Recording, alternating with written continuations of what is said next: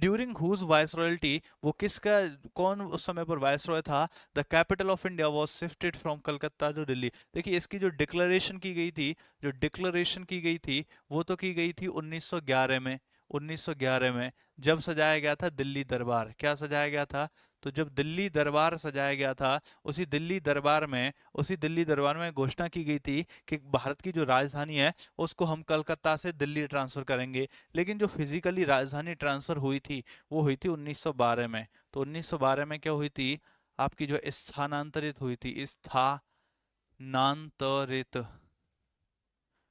हुई थी, तो 1912 में स्थानांतरित हुई थी, ठीक है ना। तो 1912 में स्थानांतरित हुई थी, तो उत्तर क्या होगा 1912। और 1912 में जो है कौन हुआ करता था, वायसरॉय लॉर्ड हार्डिंग हुआ करता था। और इसके ऊपर जो है जब एक कैपिटल ट्रांसफर हुई थी तो बॉम्ब भी फेंका था। वो बॉम्ब किसके द्वारा फेंका गया था, रास बिहारी बोस के द्वारा। किसके द्वारा, रास बिहारी बोस के द्वारा। रास बिहारी बोस, तो रास बिहारी बोस ने जो है बॉम्ब भी फेंका था। कल आप लोगों का टेस्ट है, इस बात को याद रखना। जितना भी आप लोगों ने पढ़ा है उससे रिलेटेड क्या आएगा, कल एक टेस्ट होगा। उस टेस्ट को थोड़ा सा जो है मन में रखना, ख्यालों में रखना, और उसका जो है सही से उसको अटेम्प्ट करना। आंसर क्या हो गया, Lord Hardinge. Next, the region is a water divide between the Ganga and Indus. ओहो, गंगा एंड इंडस के बीच में जो रीजन वाटर डिवाइड करता है वो कौन सा होता है भाई साहब, अंबाला। कौन सा हो जाता है, अंबाला। अब देखो ये याद करने वाली चीज है तो आपको याद करनी पड़ेगी। अब ऐसा थोड़ी ना है कि मम्मी के पेट से जो है पैदा हुए ये याद करके कि अंबाला जो है वो रीजन डिवाइड करता है। पीडीएफ दे देना भाई, कौन सी ऐसी पीडीएफ है जो तुम्हें नहीं दी है मैंने, ऐसी कौन सी पीडीएफ है जो मैंने तुम्हें नहीं दी है, एक बार ये बता दो जरा।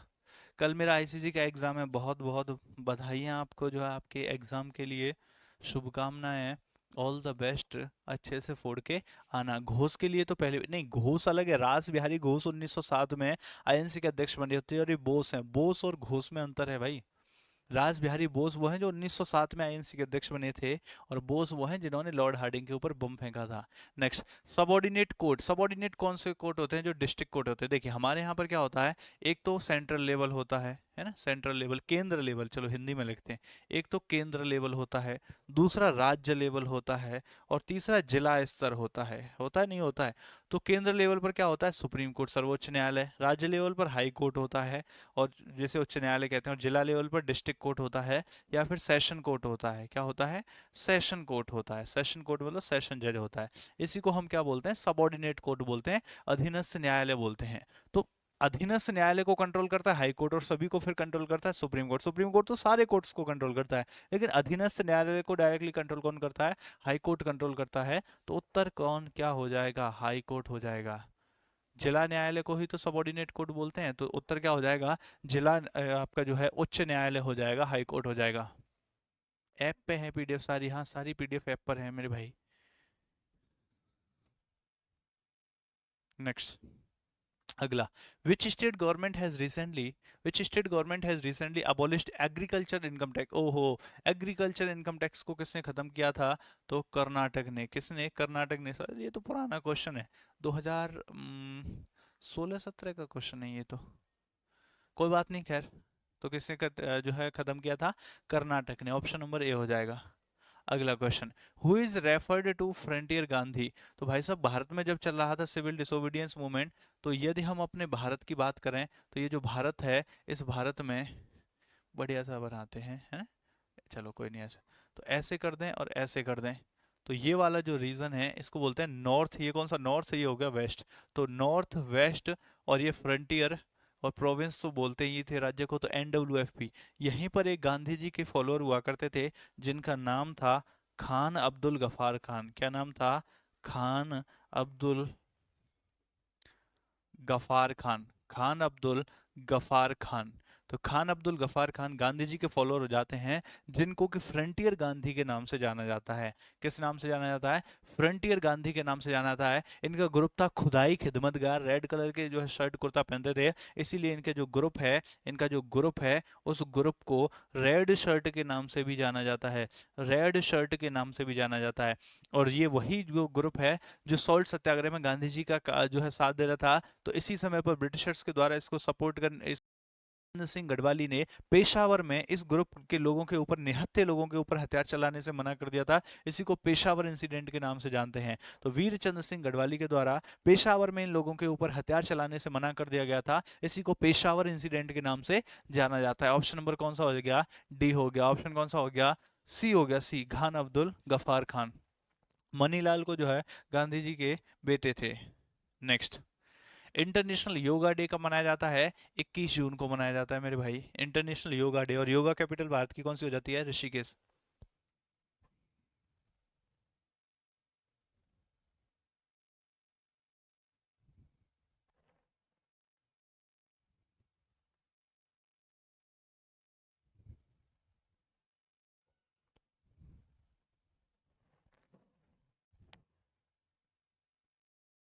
नेक्स्ट, अगला, what is the Mehrauli pillar? Mehrauli pillar जो है in the complex of Qutub Minar, जो दिल्ली मंगवा लिया गया था, in the complex of Qutub Minar pillar जो है कॉम्प्लेक्स, मेहरौली पिलर जो है कुतुब मीनार कॉम्प्लेक्स में, वो किस लिए फेमस है? तो भाई साहब वो अपनी, कह सकते हैं ना, उसमें जंग नहीं लगती है, तो एंटी रस्ट प्रॉपर्टीज के लिए फेमस है।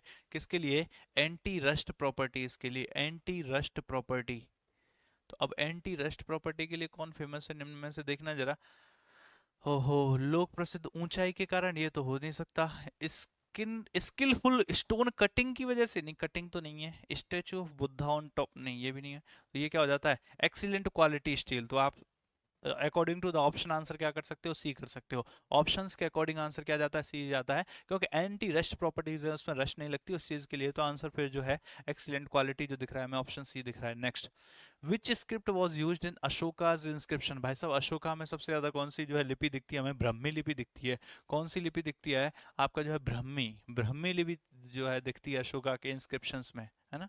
नेक्स्ट, सब लोग बोलो, क्या बुलवा रहे हो भाई? भारत माता की जय। बिल्कुल भाई, ये तो सब बोल सकते हैं, क्या हुआ? भारत माता की जय हमने बोली है, हम बोलते हैं और हम बोलेंगे। Ideas of liberty, equality and fraternity which influence the Indian national movement was taken from? देखिए, स्वतंत्रता, समानता और बंधुता के विचार जिनसे भारत एक राष्ट्रीय आंदोलन प्रभावित हुआ था, कहाँ से लिए गए हैं? ये लिए गए हैं फ्रेंच रिवॉल्यूशन से। ये कहाँ से लिए गए हैं? फ्रेंच रिवॉल्यूशन से। ये तो हमारे प्रेमबल में भी दिखते हैं। तो कहाँ से लिए गए हैं? फ्रेंच रिवॉल्यूशन, फ्रांस की क्रांति से लिए गए हैं। कहाँ की क्रांति से? फ्रांस की क्रांति से लिए गए हैं, ठीक है। नेक्स्ट, अगला, which one of the following is not official language of UNO? निम्न में से कौन सी यूएनओ की ऑफिशियल लैंग्वेज नहीं है? बताइए जरा फटाफट से। तो यूएनओ की ऑफिशियल लैंग्वेज कौन कौन सी हो जाती हैं? फटाफट से लिखते हैं। देखिए, एक तो अरबिक हो जाती है, अरबिक हो जाती है, चाइनीज हो जाती है, इंग्लिश हो जाती है, फ्रेंच हो जाती है, रशियन हो जाती है, और स्पेनिश हो जाती है। तो यूएनओ की जो आपका ऑफिशियल लैंग्वेजेस हैं उनमें अरेबिक हो जाती है, अरबी हो जाती है, अरबी हो जाती है, चाइनीज हो जाती है, अंग्रेजी हो जाती है, फ्रेंच हो जाती है, रशियन हो जाती है, और स्पेनिश हो जाती है। अब देख लो इनमें से कौन सी नहीं है? फ्रेंच, अरेबिक, स्पेनिश और जापानीज नहीं है इसमें। तो आंसर क्या हो जाएगा? जापानीज हमारा उत्तर हो जाएगा। जापानीज नहीं है। लिख लो जरा कौन कौन सी है। यूएनओ की बात करें तो यूएनओ की स्थापना जो हुई थी वो कब हुई थी? 24 अक्टूबर 1945 को इसकी स्थापना हुई थी। और 24 अक्टूबर को यूएन डे मनाया जाता है, इसीलिए 24 अक्टूबर को क्या मनाया जाता है? यूएन डे मनाया जाता है, ठीक है ना। और यदि हम बात करें तो 5 परमानेंट मेंबर्स होते हैं इसमें, 5 परमानेंट स्थायी सदस्य होते हैं, परमानेंट मेंबर्स होते हैं। और 10 क्या होते हैं? 10 नॉन परमानेंट मेंबर्स होते हैं। 10 क्या होते हैं? नॉन परमानेंट मेंबर्स होते हैं। 10 नॉन परमानेंट मेंबर्स होते हैं जिनका कार्यकाल 2 साल का होता है। Spanish, Arabic, Chinese, Russian, French, English रह गया भाई, मरेकल जो भी है। हाँ, अगला question. How many rings are there in the Olympic flag? Olympic flag में कितनी रिंग्स होती हैं? तो ओलंपिक फ्लैग में आपको कितनी रिंग्स देखने को मिलती हैं? आपका जो है 5। कितनी रिंग्स देखने को मिलती हैं? 5 रिंग्स देखने को मिलती हैं। कितनी रिंग्स देखने को मिलती हैं? 5 रिंग्स देखने को मिलती है। ओलंपिक फ्लैग में कौन कौन सी रिंग्स होती हैं? फटाफट से जरा कलर बताना उन रिंग्स के। 5 रिंग्स होती हैं। Indian army's school of artillery is located at, Deolali में पड़ता है। कहाँ पर है बताओ जरा, देववाली कौन से स्टेट में? Indian army's school of artillery is located at Deolali. बताना जरा, देववाली कहाँ पर पड़ता है? देखते हैं कौन बताएगा कि देववाली कहाँ पर पड़ता है। नेक्स्ट है अभी, नेक्स्ट क्वेश्चन क्या है? Which of the following books is called the Bible of socialism? Socialism, समाजवाद का बाइबल किसे कहा जाता है? अरे ये तो दास कैपिटल को कहा जाता है, जो कि किसकी किताब है? कार्ल मार्क्स की। किसकी किताब है? कार्ल मार्क्स की। कार्ल मार्क्स की जो किताब है दास कैपिटल, इसी को सोशलिज्म का बाइबल, समाजवाद का बाइबल कहा जाता है।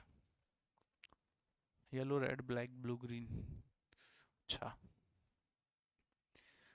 दास कैपिटल। आज शायद 33 ही क्वेश्चंस हैं, 450 हो गया है, ठीक है। तो आज की क्लास में कुछ 5-7 क्वेश्चन कम थे, वैसे 40 होते हैं पता नहीं। चलिए हाँ बिल्कुल बी सही है। तो हम आज की क्लास यहाँ तक रखते हैं, आगे शायद क्वेश्चंस हो है नहीं इसमें जो है, ठीक है। तो कल फिर मिलते हैं आपसे अगले सेशन में। अच्छा कल तो टेस्ट है आप लोगों का, तो टेस्ट अच्छे से देना, इसके बाद मॉक टेस्ट आपके स्टार्ट हो जाएंगे। पहले क्वेश्चन जो है कल का टेस्ट अच्छे से देना, और फिर इसके बाद मॉक टेस्ट स्टार्ट हो जाएंगे, तो अच्छे से उनको भी